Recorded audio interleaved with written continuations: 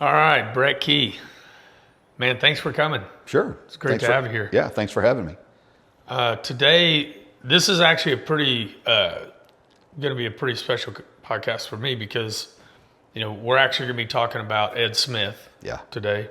And this is one of the reasons why I really decided to end up moving forward with this podcast and this show is because he passed away this last year. Yeah. And we have so many guys and men and women with stories that they're not going to be around much longer. Yes. And he was a case, which we're going to watch his story shortly and listen to it. So we met. I'm going to have you briefly kind of go over your background. Sure.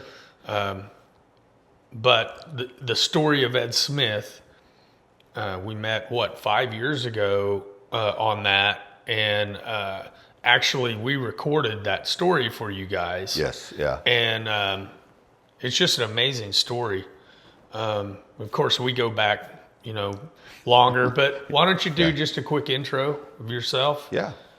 So and I. My career into law enforcement was kind of an odd one. I grew up in a small town in southern Oklahoma. I grew up in Sulphur, Oklahoma. I have no law enforcement in my family, no first responders in my family. And it always looked up to them. I can remember seeing, the old black and whites with the gumball machine on the top, and used to think that was pretty cool, but it wasn't anything that I'd ever thought about doing. I didn't really know what I wanted to do when I came out of high school, but my path into law enforcement was I was working at Sam's Wholesale and was going to school, I think at Langston at the time, to be a physical therapist. And Saturday afternoon, our loss prevention guy was there and said, "Hey, we've got somebody stealing cigarettes. Go stand at the front door." And at that time, with my keen observation skills, he walked right past me, never saw him. And it wasn't just like a single thing of cigarettes, it was like a case of cigarettes. And I see my loss prevention guy running up the aisle, and he's screaming and yelling. I turn and look, and the guy's, freaking, he's taking off out across the parking lot, and I just run and tackle him.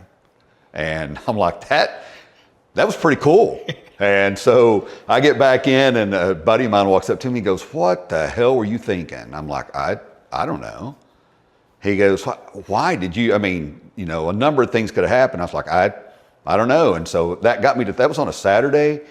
And that night, I got to thinking about, I've never really thought about being a cop before, and maybe I ought to think about this. So I knew a trooper down around Sulphur, and I called him on Sunday and said, "Hey, can I come down and ride with you?" And I went down and rode on Sunday and Monday, I think, and then on Tuesday I put my application in for the highway patrol. Wow. So got hired in, Mike, I think it was in 94. I'm terrible with dates, but I think it was in 94. I did a couple of years with the Capitol Patrol. At that time, they were separate from the Highway Patrol. And then, when I got in the Highway Patrol Academy, I got stationed in the Metro, and that was... I had actually put in, and to this date, I think as far as I know, I actually put in to go to the Panhandle. Oh, really? So at that time, we put in a wish list, and normally your top pick, especially the Panhandle, nobody wanted to go up there, but I was single, loved to hunt, and Colorado's close, loved to snow ski. And to my knowledge, I'm the only one that's ever put that as number one on my wish list and not been sent there. So I got sent to the Metro. And that's God's hand in it, right? And that's I did a couple of years in the Metro there, and then found that I kind of had a knack for finding bad guys, and so got on with our Special Operations Unit, our Criminal Interdiction Division. And the same day that I got stationed there, I also got stationed on our SWAT team, on our tactical team. Nice. So, big chunk of my career was doing those two. Had a K-9 for years, and then was lucky enough to get promoted within our special ops and oversaw our K-9 division. Did some time in training where I oversaw our driver training, our law enforcement LEDT, And man, it all kind of came full circle. I ended up back on nights in the Metro as a supervisor. 26 years, 7 months, and 3 days was my tour. And I loved it. There's not a whole lot that I would have changed. About it. Unbelievable department to work for. I loved most of my partners that I worked with, and so yeah, that's it. During that time, I met my wife, Amy. We've been married for it'll be 27 years. Actually, I guess 26 and a half years right now, and I've got 4 awesome kids. I got 2 boys that are one's getting ready to start applying for a fire department, and the other one's got 1 more year of school before he is going to go down the same path. So that's how bad I screwed my boys up, is they decided to drag a hose for a living, and instead of carry a gun. I got 2 beautiful girls. I got one at Oklahoma State and one that's a senior in high school, and they're going to follow in Mama's footsteps and be a nurse. Oh, nice. But yeah, and so through my career, the department did a great job of training me to stay alive and be very good at what it was that I did. But what they didn't do, and it's of no fault of the departments, was that they didn't necessarily give me the tools and stuff that were needed to handle the mental and emotional side of it. Mm-hmm. And that took a toll on me very early in my career. December 26th of 2003, Amy was actually on the 25th, Christmas, she went into labor with our second son, Duncan. And that next morning, on the 26th, she had Duncan, and a couple hours later, I get a phone call that one of our partners has been shot and killed, Nikki Green. That sent me into a place that I was not prepared for, and it all came flooding back. We got activated. We had pagers at the time, and our pager went off, and without even thinking, I stood up, walked over, kissed Amy on the head, and I left. I left her and my newborn son at the hospital. And looking back on it now, it spiraled pretty quick after that. Mm-hmm. And somebody cared enough about me to grab me and say, "Hey, dude, you're not all right." And that's when I got introduced to counseling, and it's not something that was on my radar. Mm-hmm. Was not something that I had ever thought about doing nor had done, but it truly did save my life. Dr. Kathy Thomas out of Stillwater is who I ended up seeing, and I can remember walking in that day, sitting down on her couch, and big bad trooper, crossing my arms and legs and looking at her, and her looking at me and saying, "So why are you here?" And I was like, "I have no idea." And it wasn't 5 minutes later, she had broke me, right? Mm-hmm. And again, at that time, which was a pretty short career, there was just so much that came flooding back, that I had just never dealt with, right? My first fatality that I worked, the very first day that I had a uniform on, involved 3 kids on I-35 and more, and that they were headed down to Falls Creek. I can, like, even sitting and talking about it, the pictures and stuff come flooding back. Mm-hmm. Where the bodies were, having to do the death notifications. Everybody on scene, they did their job, but looking back on it now, you can still see the looks on those first responders' faces, right? And again, that was day number 1 of me having a uniform on, being with my break-in partner. And you know what? It was quote unquote part of the job, and suck it up. This is what you signed up for, and that'll get you by. Yeah. But there's a price that you pay for that if you're not dealing with that. And with Nikki getting killed, it caught up with me. Mm-hmm. So talk through it, but that's really where, as I did that, and look, I've been retired since 21. Mm-hmm. I still have bad days. There's still a lot of stuff. I wasn't necessarily a trooper that just sat around and did nothing. I tried to stay as active as I could, which meant that you expose yourself you expose yourself to a lot more. And it's one of those things now, even with having the tools and stuff, that you still have hard days, and that's okay. But I know that there's a way out of it. And so with our department, there was a significant change. I don't remember what the year was, but there was a significant change, and I think Kerry Pettingill was actually our chief at the time, on we've got to do something different. We had somebody that was quote unquote peer support. We had one gentleman that was covering the entire state. And at that time, I think we had, 700 something troopers, and he was covering everything. We literally almost killed him. He was on a call, had chest pains, come to find out he had had a heart attack. He went ahead and finished and went to another officer-involved shooting in southeast Oklahoma. When he finished that, then he went and got himself checked out. Wow. Literally almost killed him. So there was a restructure within our peer support team within the Highway Patrol at that point. And I got asked to be a part of that restructuring. At that point, I wasn't afraid to tell my story. I wasn't afraid to be emotional. And I didn't want other guys to go through the same crap that I'd gone through, right? Mm-hmm. So that kind of leads into a part of my career where that was one of the most rewarding things that I've ever done, was to help our guys. Now, the team as a whole was reactionary in nature, so we would wait for somebody to get in a bad place, or we would wait for an event to happen, an officer-involved shooting, and we were by no means perfect at it. Mm-hmm. But we were doing something, and we were trying, which a majority of the guys that we were involved with when we did that, they were very grateful. They didn't necessarily see it at the time, but they were grateful. That opened an opportunity and a door for us to work with a group called Concerns of Police Survivors. They're out of Missouri. They have chapters all across the United States. That group exists for the purpose because officers get killed in the line of duty, and they work with the families. It was their initial mission. They worked with the families of those officers. But then it kind of opened up to where they were working with the co-workers and everything else, which all culminates every year, May 11th through the 17th at National Police Week up in Washington, D.C.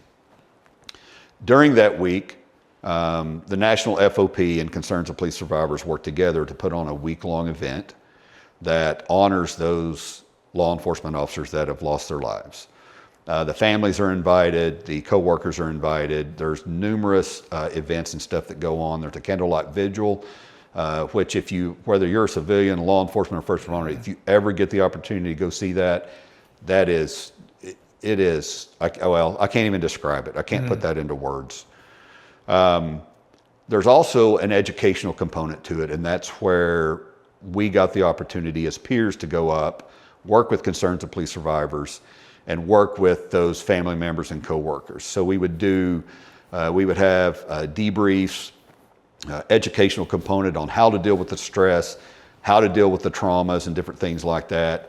Some things that we took for granted with the patrol that we weren't great at, but we were getting better at. We were putting the effort into that, right? But by going up there, what we started seeing was, and it was with departments all over the United States, from the largest, from New York City, to the smallest of Surprise, Arizona, right? I mean, that's one of the things I think when I first started going, I'm like, well, officers get killed, and it's the ones that we hear about that are Dallas or Oklahoma City or the big agencies. Well, a majority of them aren't from those agencies. Yeah. It's your local SO or your small town police officer, something like that. And that was kind of an eye opener, but there were so many people asking questions about, what's a peer? What's a peer team? Mm-hmm. How do we get this? What's a debrief? What's a diffusing? We've never been through any of this, right? They would see the effects of it by the end of the week, and they would be so excited, but they really didn't have any place to turn. Mm-hmm. They have opportunities also up there to sit and talk with clinicians, and we call them culturally competent clinicians. So it's psychologists and counselors that are trained and have worked with first responders. Mm-hmm. And there's a difference. It's not that you can't go talk to a civilian counselor. Some of those can do that, but there's so much heavy stuff. And as first responders, we can get so graphic as we tell a story that if that counselor's not ready for it or that psychologist is not ready for it, it can actually do some damage to them, right? And we want that interaction to be, for the first responder, we want it to be as good as possible. For most of us, you only get one shot with us, right? If it doesn't work out, then you're out the door.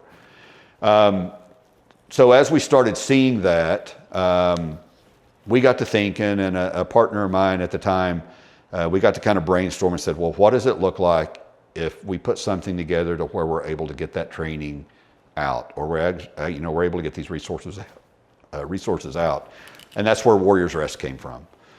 So that's my job now, is I run a nonprofit called Warriors Rest Foundation. We train and develop peer teams and do continuing education, dealing with the mental and emotional side that comes along with being a first responder. And there's so many first responders out there that live this life of kind of doom and gloom and in the gutter when they don't have to live. They don't have to live that way. And that kind of takes us to that National Police Week was where I met Ed Smith. Yeah. So yeah. Very cool. Well, it's amazing what you do. It's been real cool for me to be able to see. We were friends before that. Yeah. We were more acquaintances before that. But to be able to see what you guys have done with that, where it is now, and just to be a small part of it. Yeah. As far as doing this recording of Ed Smith and being able to kind of partner on a couple things in the past. So I want to get into Ed's story. Okay. We'll kind of go back to how you guys met, how we got brought into it, and then what you did for him, and then kind of what you do for others. Sure. So let's go into that. All right. My name is Ed Smith. I live in Modesto, California. I served 4 years in the military in Southeast Asia. I have 29 years of service as a police officer in 3 agencies in the state of California. I'm a combat veteran. I was in Vietnam. When I got out, I went into law enforcement. During my tour with the military, I've on occasion seen a couple of people that I knew killed. They were on the wall. When I went into law enforcement, I worked for Madera County Sheriff's Office, and I was there for 5 years, and then I transferred over to Madera Police Department, and that's in Madera County in California also. When I went to work for the Sheriff's Office, I met a friend, Deputy Steve Lindblom. He was also a combat vet, so we meshed real well. Our families were the same age. He had a small son, so did I. We got to be very close, and when I transferred to Madera Police Department, we still stayed real close. And in August of 1975, one weekend we were at a park with the kids, and having a picnic and enjoying ourselves. A week later, I covered up Steve's head where he took a .30 caliber bullet in the forehead. I found his body in the back. And it didn't really bother me at that time. We were in a shootout. There was a big time shootout going on. I got there. Well, I was getting ready to go to work on swing shift. This is in 1975 again. Back then, we had no mandatory time off for critical incidents. I don't even think the term was coined at that time. There was no cops. There was no Warriors Rest. There was, suck it up, buttercup. I got a call at home saying that there'd been 3 officers shot and get out there as soon as I could. So I drove my personal car out, and there was two reserve deputies who had arrived at the same. What this is called the Last Chance Grocery Store, and it's just inside the city limits in a rural area. And there's an attached dwelling to the grocery store itself, and the people that ran the grocery store also lived there. He was very proud of himself and prided himself on shooting rabbits in the head with a .30 caliber carbine. He and his wife got into an argument, and he threatened her with a gun. Immediately across the street is an elementary school. She ran to the elementary school, called the police. Well, the 2 officers who arrived there got the story from her, and she told him, be careful, because he likes to shoot things. So they walked across the street. The guy opened the front door and aimed the carbine at him, and apparently had a malfunction. And while he's racking it, the 2 officers took cover. Once he cleared the gun, he immediately engaged them, and they returned fire. A side story to this is, at the conclusion of this incident, they were searching the house, and just inside the door there was a couch. At the front door there's a couch, and behind the couch they found a .30 caliber round, unfired, but with a dented primer. So they were very, very fortunate that day. Anyway, when I got there, there was 2 reserve deputies who got there. One of them had a Hollywood crease, I'd call it, because the bullet actually traveled down the left side of his head, did not break the skin, but took the hair off. And there was a white line where the bullet went. The other reserve was a dentist. He was a professional dentist. Again, the suspect engaged them immediately when they got there. Well, as Doc Haley pulled his service weapon up to fire it, he took a .30 caliber round between the first and second knuckle of his hand. That bullet just had his hand not been there, he would have taken it in the head. That bullet destroyed his hand and ultimately destroyed his career as a dentist. When I got there, I was told that there was 2 officers that had been shot. They were okay. They'd gone to the hospital, and that Steve had arrived and had gone to the rear, but they hadn't been able to get in touch with him on the radio. So they asked me to help him cover the rear. So I drove my car around, my personal car, around to a street behind this. And again, there's a rural area and there's open fields in the back. And then at the back of this house, there was like a 4-foot fence that went along, kind of form a backyard.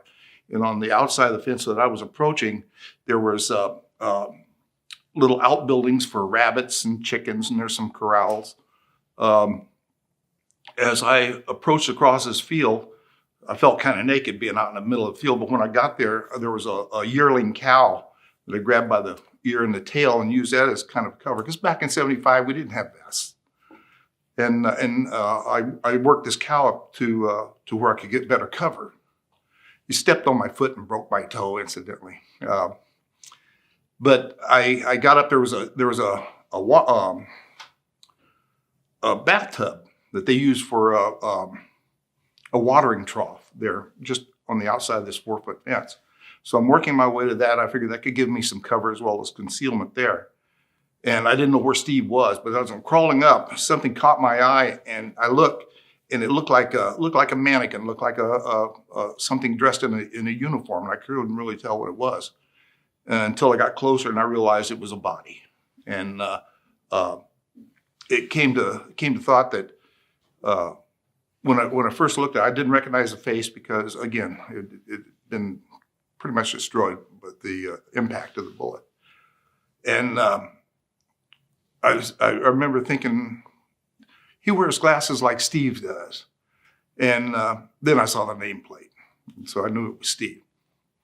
Again, I was concerned. We were in the middle of a gunfight, and I was real concerned about safety, and there was nothing I could do for him at that moment. And then I became enraged. I was so mad because I look over and there's flies crawling on his face. And it's still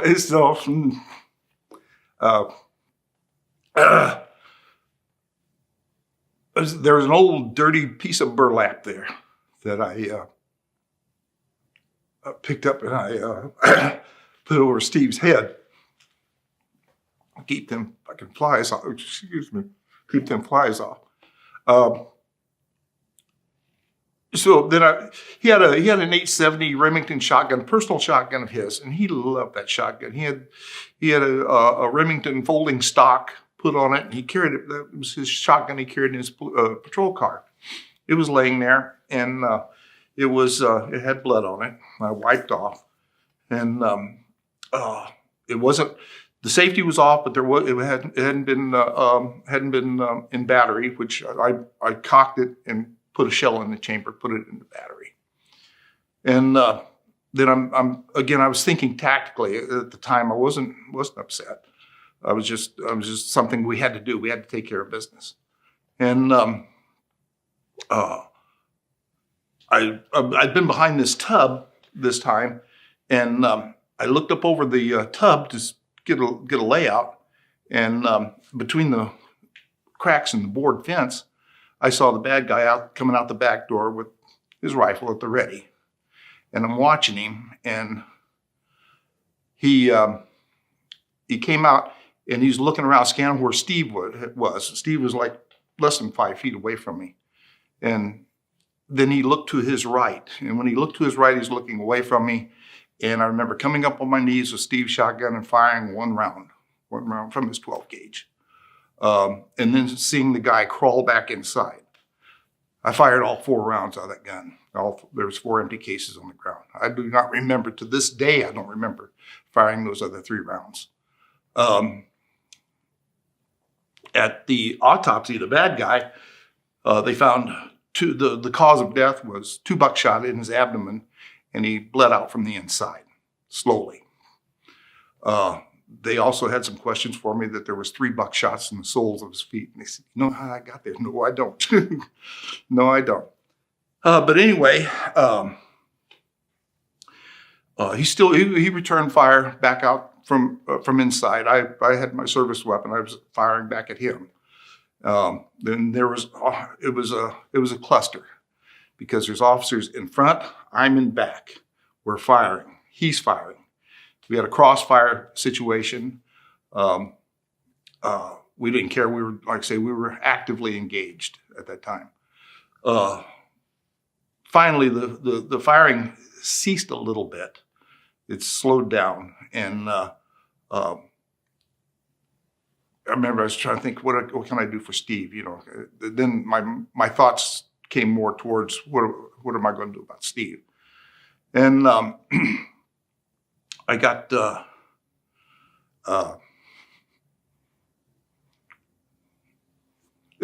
so some of those things come back. You know, some little details come back that you remember.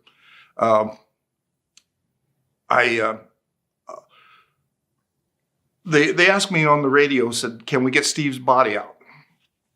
I said, "If you can get him to," there was like a 6-foot fence that went down the side of the house, and then along the back was that 4-foot fence. And like I say, that kind of formed a backyard there. And on the outside of that fence was where all these outbuildings and the like were. And they said, "If you can get him there, we'll have a car to meet you if you can get him to that field."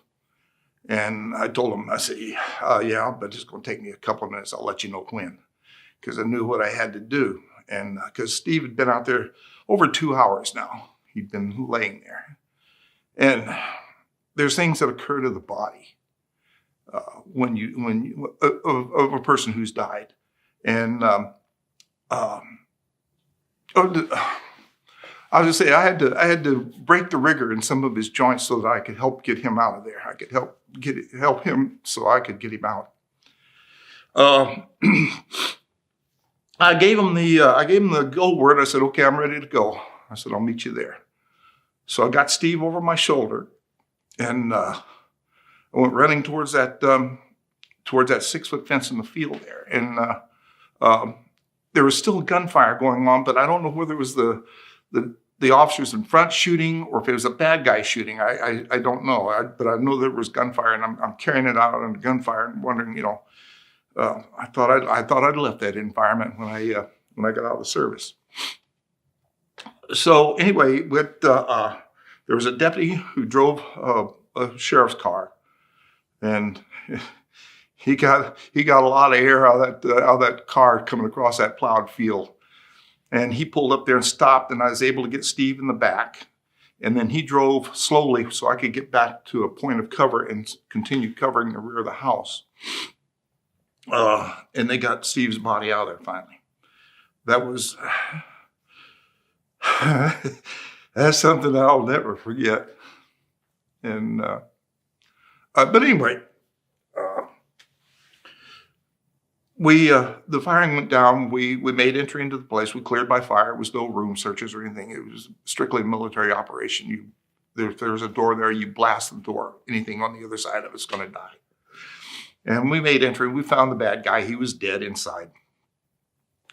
And so then it was turned over to whoever, the detectives or whatever. I came out. I got Steve's shotgun and walked back to my car. Got in my car and went down to the police department and took off my bloody clothes, and I subsequently burned those clothes too. So anyway, I put on a fresh uniform and hit the bricks and went to work. And when I was in the service, and I got out, they call it PTSD now, and I guess I had that. I had the night sweats, the bad dreams, waking up screaming, all that other bullshit they go, I'm sorry. All that other stuff that goes along with it, but they didn't have a term for it at the time. And it was just, again, suck it up, buttercup, and thank God I was strong enough to compartmentalize these things and put them away, lock them away, forget about them. And, because it wasn't fair to my family doing that, and I had to do something. And I never dreamed again. To this day, I don't recall ever having a dream. Now, my wife will, she says, sometimes at night I whimper, but I don't yell and scream anymore, and I have no recollection of it. I carried this around with me for many years, over 50 years. I was, again, cops are tough. You got to be tough because we see every negative thing there is in the human race. And again, having this locked away, I did a pretty good job of it. And then I retired. And once I retired, I didn't have to be so tough anymore. And that's when those little boxes started getting real rusty and cracking open. And I'd have some problems. And I'd been to the state memorial in Sacramento. I saw Steve's name on that memorial. I was sad, but it didn't really bother me. And the traveling wall that came through, I went to that and I saw names of people that I was with when they passed. And it really didn't I was sad, but it really didn't bother me. In 2010, we went to Washington, D.C. for Cop Week. We went to the memorial. And again, those old feelings are starting to come back here. I saw Steve's name for the first time, and I just broke down and started crying. She was with me, and thank God she was with me. And I didn't understand. I couldn't understand why I was so emotional at that point. And she told me, she said, all these years, she said, I know that you mourn for Steve. She said, this is the first time I've ever seen you grieve. We went to the Black Wall, the memorial, and I saw names of people that I knew there, and I touched their names. And again, I just broke down. I was a mess. I was just a mess. And once we left Police Week, I'm okay again. I'm okay. And then we went to, when we came back to Police Week, every year that we went back, I went to see Steve's name, and I was a bowl of jelly. I was useless. I just broke down. And every time I went to the wall, same thing. And that was hard for me to understand. Why am I doing this? What's going on? And the last day of Police Week last year, we always attend the conferences there that they have, and to see if we can't help somebody or find tools to help somebody. So Gail said, why don't you, my wife said, why don't you go to the cop or co-workers? Maybe we can find something, maybe we can pick up something we can help guys at work was stolen. So, okay. Well, that morning I'd gone to see Steve because last day I didn't know if I was going to get the opportunity to come back and say goodbye to him. So I went down there, and again I broke down, and I composed myself by the time I got back to the host hotel, and went into that coworkers, and I don't remember who was actually teaching that thing.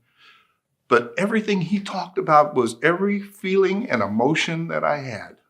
And I was sitting there, and I was having a hell of a time sitting there. And I couldn't stand anymore. I had to get up and leave. And there was a gentleman who saw me and saw what condition I was in. And he followed me out, grabbed me, and put me up against the wall.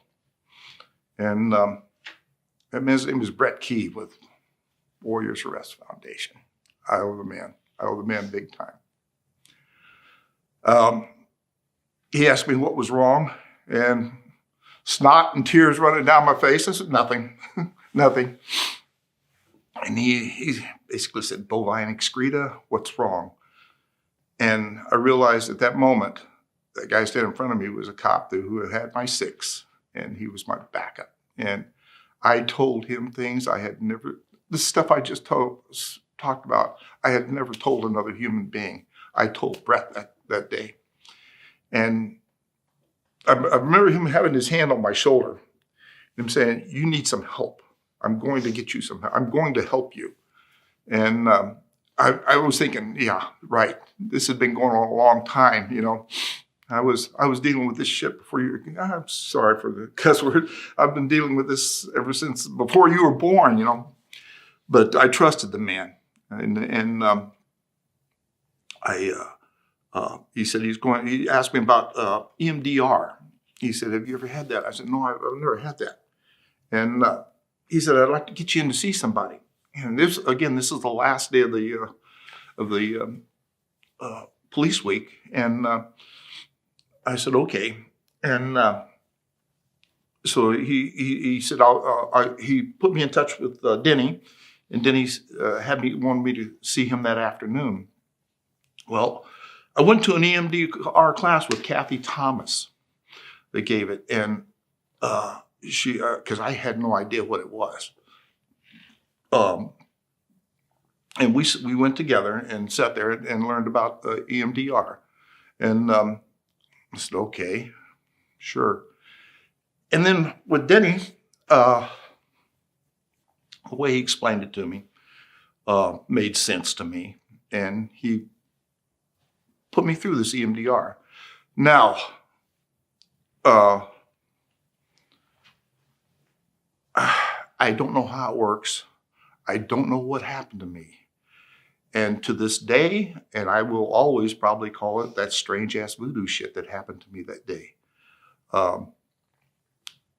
I was shocked at how my emotions all of a sudden came under. I felt calm. It was a new calm. And he said basically I was cured. I said, yeah, right. Spend 30 minutes with you, and you just helped me put down baggage I've been carrying around for 50 years. I don't think so. I said, you're done. I said, I'm going to give it the acid test. I'm going to the wall. He said, go to both of them. Go to both of them.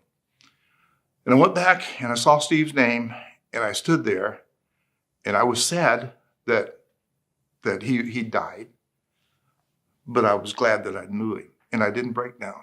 I didn't break down and cry. I felt good. I felt good that I knew him. My wife and I went to the Black Wall. I touched names of people I knew there. And again, I was sorry. I felt bad that they died, but I was glad that I knew them, and I didn't break down and cry. And it was just strange to me. And ever since then, every day seems to help a little bit more. And cops asked me to do my story, to put it down on paper for them. That was tough. It's one thing to talk about it. It's another thing to put it down on paper. But I got through it. I had to do it. I had to do it for the guys that I knew. And that's just part of the healing. But I owe Brett Key and the Warriors Rest so much for that man being able to recognize there's somebody that's got some problems and needs some help, and put me up against the wall that day. And I'll never forget you, my friend. That's my story.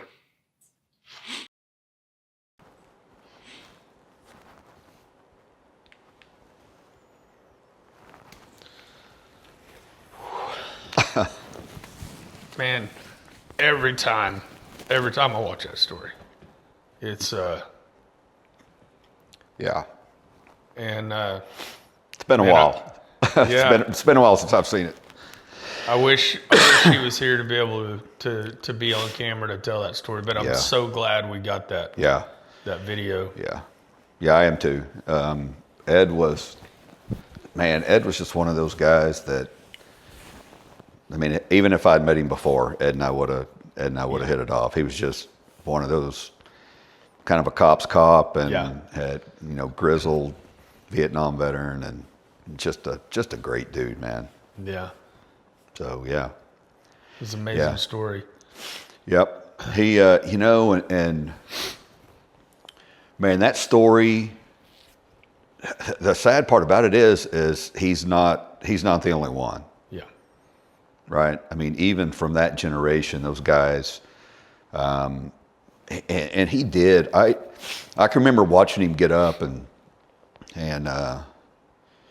as he walked out the door, I normally give him a little time, and I followed him out, and I mean, I immediately come out the door and the door shut, and he's standing right there, and he is just, I mean, he's crying pretty good. And just for the record, Ed, I know you're listening. I didn't put Ed up against the wall. He and I we don't necessarily see eye to eye on that. It sounds like that I took him and pinned him up against the wall. I didn't, and Gail, I had a conversation with her too. I didn't put him up against the wall. But was pretty easy to see, and just like he said, how are you doing, or what? I don't remember exactly what it said, but the same old answer that all cops give, all first responder gives. I'm fine. I'm all right. And I looked at him, and this was a Kathy Thomas comment, because it's what broke me. And she's like, "Well, how's this working out for you?" And I'm telling you, the second I said that, he just, like, we stood right there for probably 10 minutes. I knew the class was getting ready to get out, so we went somewhere that was a little more secluded. And he talked for, I bet it was 45 minutes to an hour, and did not stop. I didn't say a single word, and it went from story to story to story to story. And at the end of it, there was a little bit of silence, and I said, "Okay, how do you feel?" And you could just see this huge, like, he took a deep breath, and you just kind of saw his shoulders go down. And just the fact that he was able to do that, you could tell that, I didn't know it at the time, that's the first time that he had spoke of a lot of that stuff, even to his wife. She had no idea. Now, she knew what it was doing to him, but she had no idea. And he took that deep breath, and I said, "Okay," I said, "Look, dude, we're gonna get you some help. We've got people here." And it was the last day, which normally we kind of were winding down. And Denny, he was a clinician. He was a state trooper, I think, with Minnesota State Police, maybe. I don't remember. Anyway, was a clinician, and I get down there and I said, "Hey," kind of tell him who Ed is, introduce him. Well, Denny had been in the military also, and they get to talking, and had been in Vietnam at the same time. They were two different branches, so then it was, well, you were only there and safe because probably what I was doing. And I'm like, "Okay, I'm out of this. You guys, you guys are going to get along great." And they did. They even talked later on, but it was one of those that, right place at the right time. And it was a complete God deal that God had his hand in that. But, that Ed was there not for himself, right? To help He others. was there to help others. And that set, and I don't remember how many years they had been doing that. They were bringing a group from California to Washington, D.C. They would do fundraising and stuff to help people get out there. They knew what the event itself, how powerful it was, not just to get to see the names on the walls and to receive the recognition that those families deserve, but also with what COPS was doing and we were assisting with on the educational and the debriefs and stuff like that. They knew that there was power in that. They knew that there was stuff there that could, just like you said, that I'm going to go see if I can find something that I can bring back. Mm-hmm. And man, if that is not a picture of what a first responder is or a cop is, we are worried about everybody else and making sure, whether it's our partners or whether it's those that we've, sworn to protect and serve, that is what first responders do. And a lot of the times we do it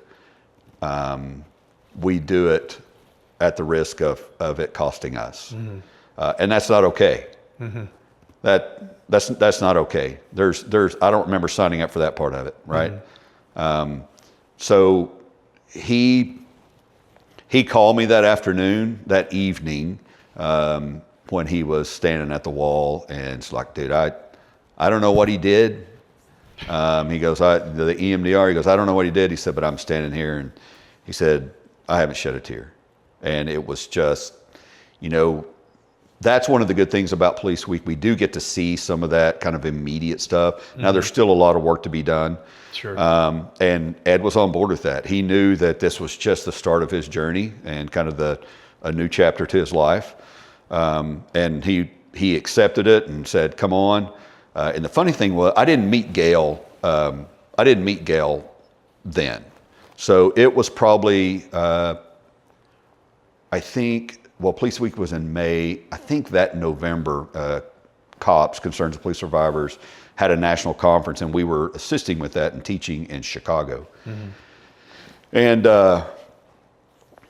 we're there, and we're serving as peer support for the conference. And I can remember this little lady come up to me, and it didn't really dawn on me. I read her name tag as she comes up, mm-hmm. and she doesn't say anything to me, and she reads my name tag. She goes, Brett Key, and just like almost jumped up, and I bent down just a little bit. I kind of see that she's going to hug. I didn't know who it was. Yeah. It wasn't registering, and she gave me the biggest hug and just like wouldn't let go. And I'm okay. I mean, I'm not a hugger, but I don't mind it. And she sits back down.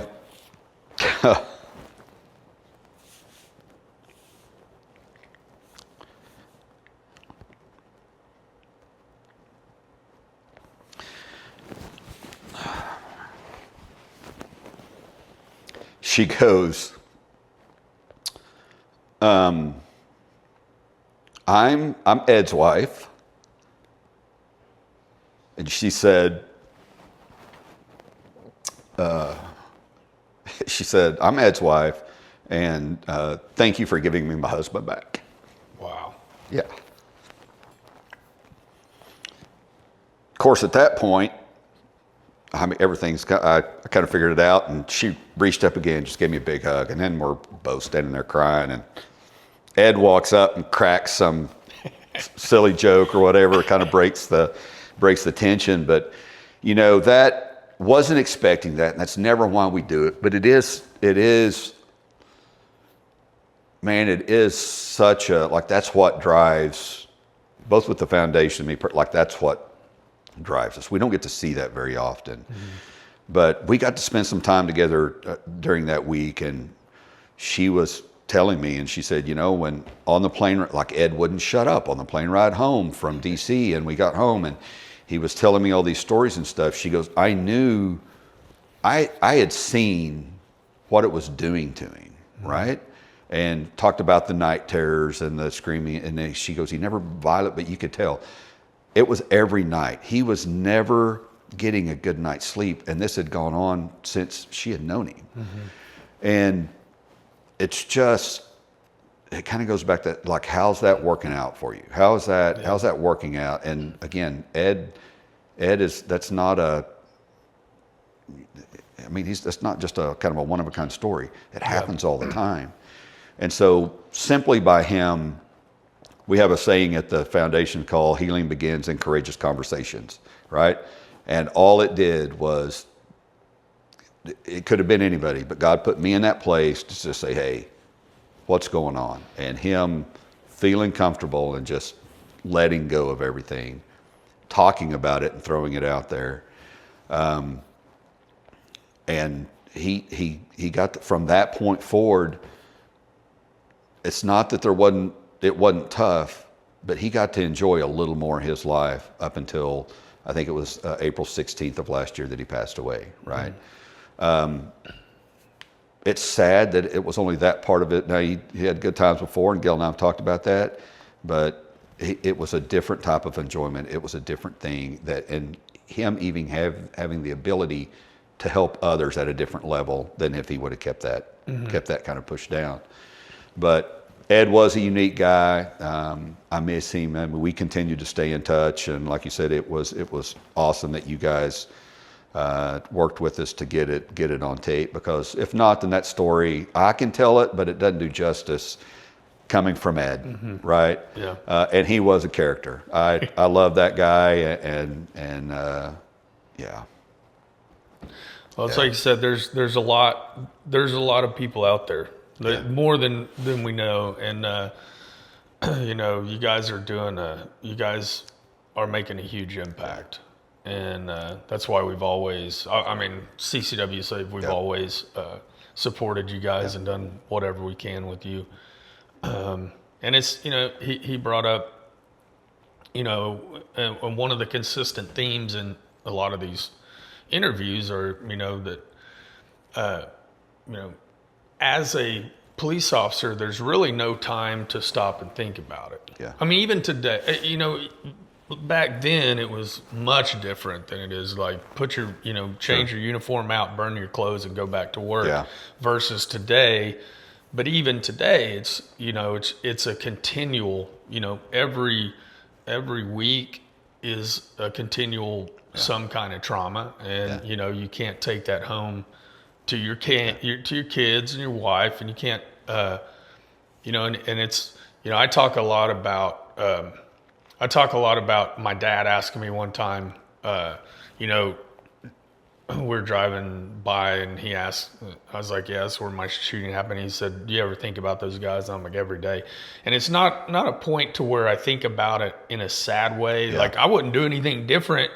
I don't really care about, the incident itself is what I think about, because it has literally changed my life. Yeah. There wouldn't have been, I wouldn't have created CCW Safe if that wouldn't have, I wouldn't have got sued in federal court on a shooting. I wouldn't have gone through all that. And then, I wouldn't have felt the need to have some protection when I left law enforcement, and I wouldn't have created that. And it has literally changed my life. So it's like, it's just a part of who you are and a part of your story. And some of these guys, when it comes to shootings, some guys have problems, some don't.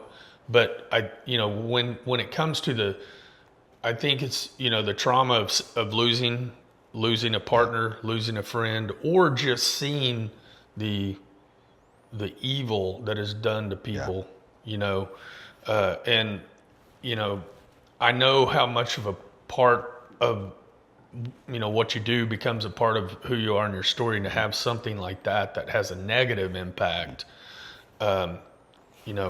every day. It's, I think you guys are doing some amazing work, and I think, Mike, and there's a lot of guys that have stories, and I have these conversations with some, right? There's a majority of police officers that never have to pull the trigger, right? It's very rare. It's very rare, right? But they get the exposure, and traumatic. I can't imagine. Never been there. I do feel blessed that I never got put in that position.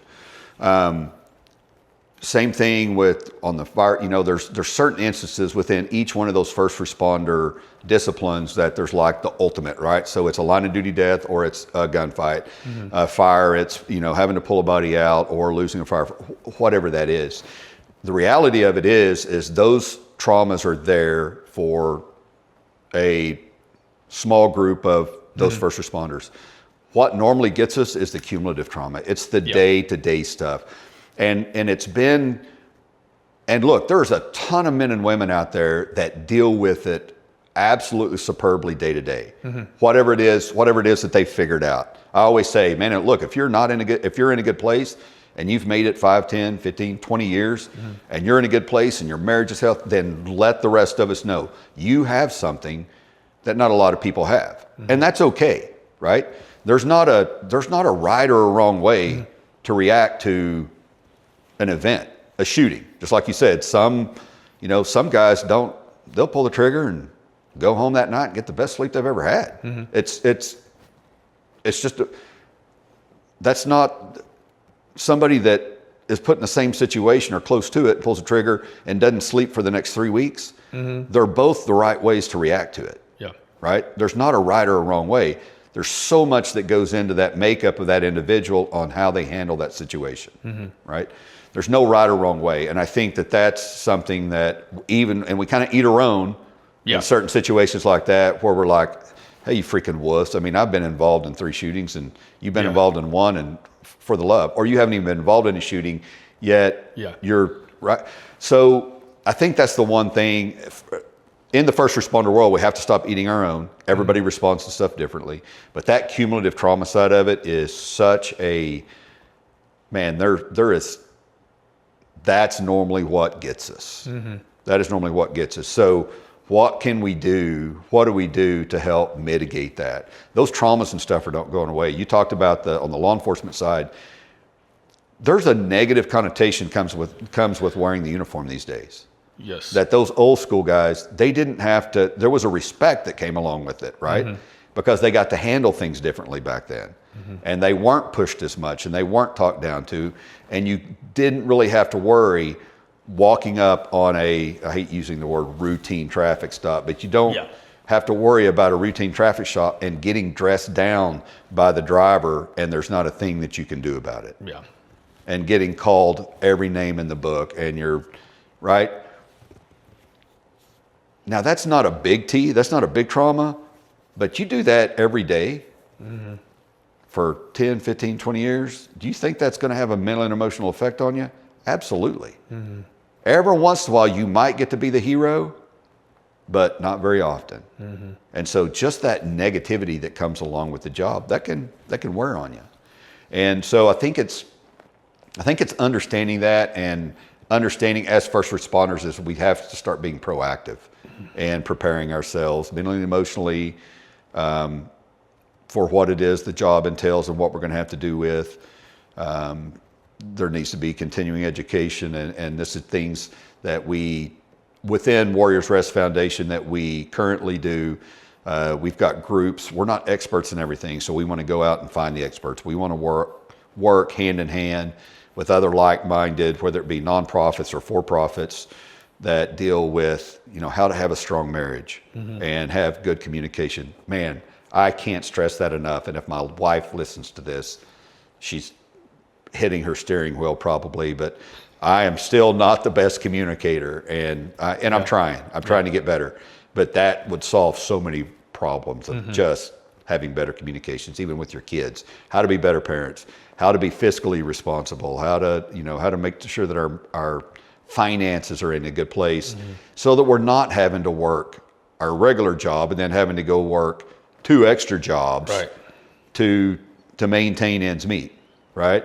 And it's the same thing with our physical fitness and nutrition, all those things we can control, yet we don't put our time and effort into that. And that's a mindset within the first responder community that us as first responders, as individuals have to take ownership of, but departments and agencies and stuff need to be doing the same thing.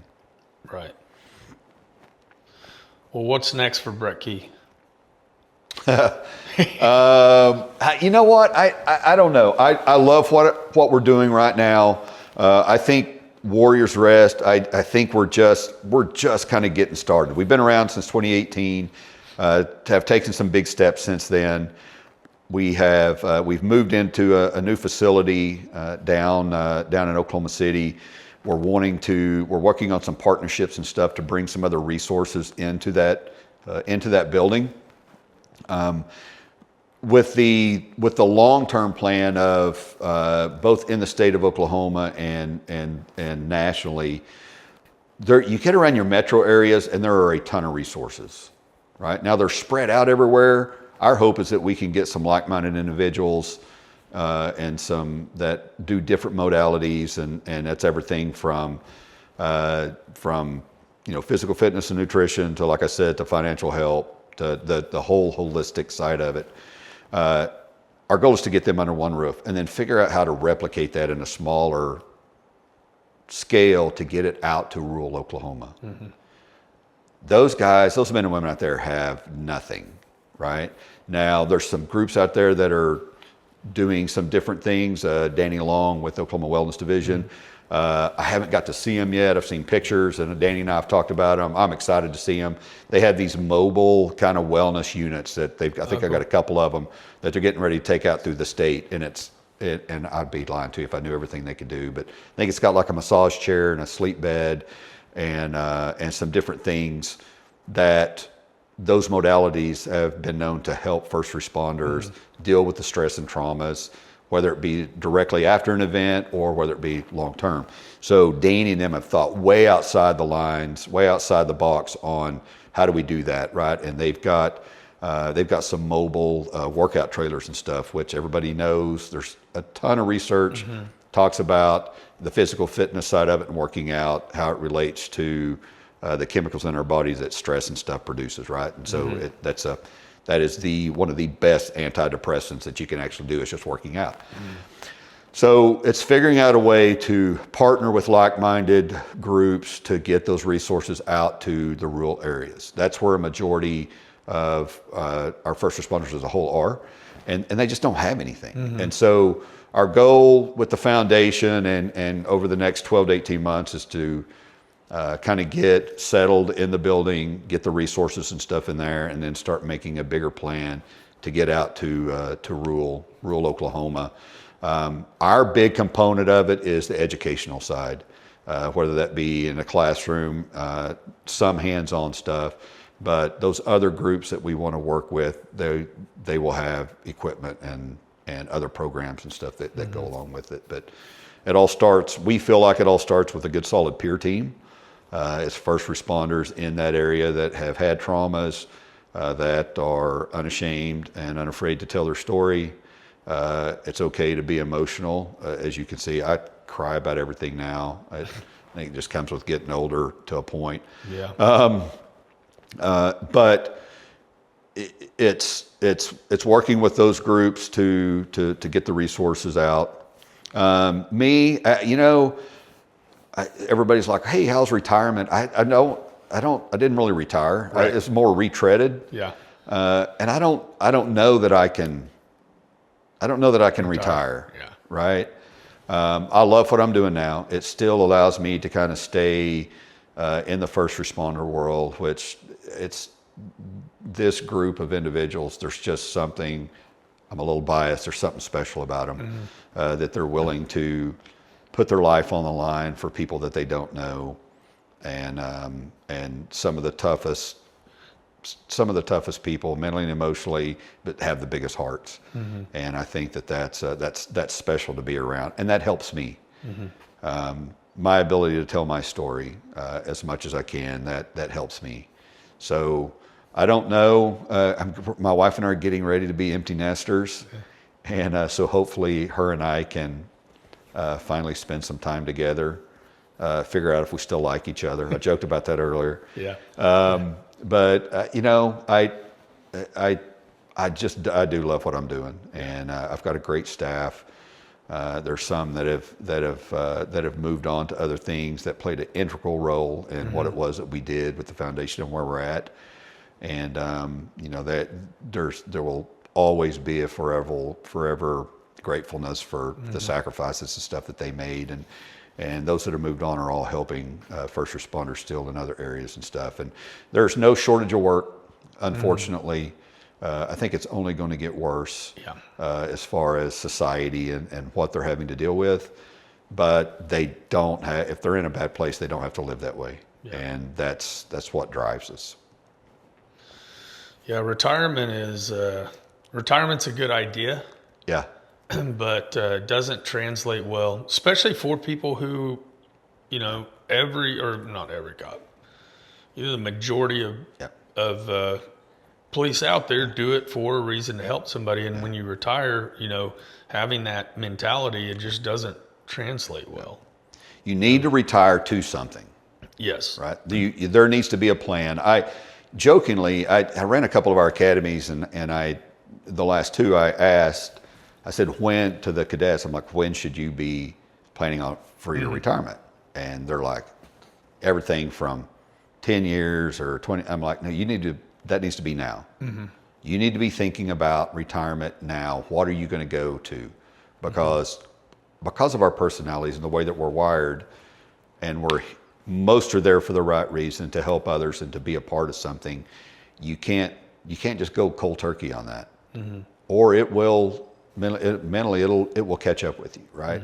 That's one of the things. And there's a statistic out there, and I don't know exactly what it is, but for law enforcement, I know that if you don't retire to something, if you just retire, you live an average of 5 to 6 years, regardless of what your age is, right?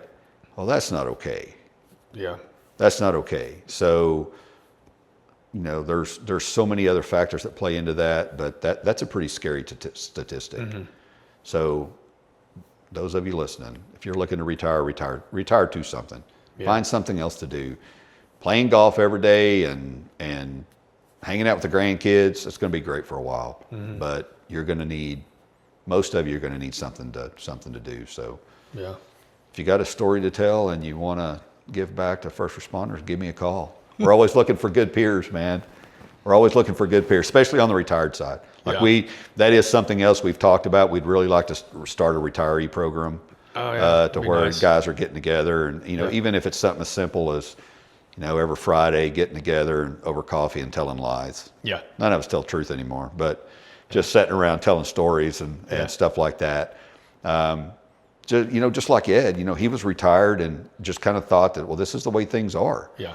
There's so many of those retirees out there that have walked away from the job that are living like Ed was. Now they're getting by and they're productive members of society and stuff, but man, they are tormented from the inside. Yeah. And it doesn't matter. And that's the cool thing. And we didn't get into that. The EMDR, that's one of the modalities, the treatments that our clinicians that we vet use. Eye movement desensitization and reprocessing. Has to do with bilateral stimulation of the brain, but it basically, if you have those triggers, like with Ed, one of them was going to the wall where he would, right?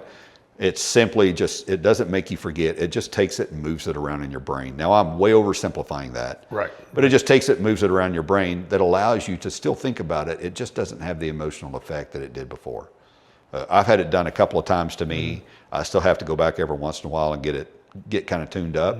But it is one of the treatments that as far as it's not a sure thing. For some, it doesn't work, and that's okay. And that's why we want other resources to be able to give them. It's not a one size shoe fits all. But man, it's a pretty incredible technique that they can use that can help very, very, very quickly. Maybe we can get you back on, or get one of the clinicians back on to go through it sometime. Yeah. That would be cool. Yeah. Yep. It really is good. And there's so many other things out there now. That is one of the things, there is the stigma's changing locally and nationally, that it's okay to ask for help. Yeah. Now I was reading a deal yesterday, and I hate social media, but there was a group that kind of does what we do, and they were helping others, and this jackwagon got on there that was a cop somewhere up north, and was like, they knew what they were they knew what they were signed up to. This is just a weak generation, all this, and man, I'd love to string that guy up. I'm telling you, I finally just put my phone. That's why I don't get on social media, and it's not right. Are there people that deal with it different and they deal with it fine? Absolutely. But man, there's just so many. You don't have to live that way. Yeah. And if you even think that, you know what, just go. You can call us at the foundation, or if you're nationally, we can find you somebody. Mm-hmm. It doesn't hurt to go and sit down with a counselor. Mm-hmm. There is not a negative effect of that. Yeah. Go sit down with the right counselor and just talk. And you know what? If you're in a good place, great. If you're not, then man, you have an opportunity to change a couple of things and get to live a happier person. Yeah. And that's what we should be doing as we retire. Mm-hmm. Right? It's just, and unfortunately for Ed, it took a while for him to get to that point, but the other side of it is he got the last little part of his life, he got to live just a little bit different because he just got cleaned up just a little bit. Yeah. Well, last question, we're done. I want you to think about if you could go on a ride along with yourself in the first year of your work, what would be some of the advice you would tell yourself? Golly, I would say, well, I will tell you this, and didn't get into it. I would tell you my first thing would be, that was a time in my life that, for whatever reason, that I'd walked away from God.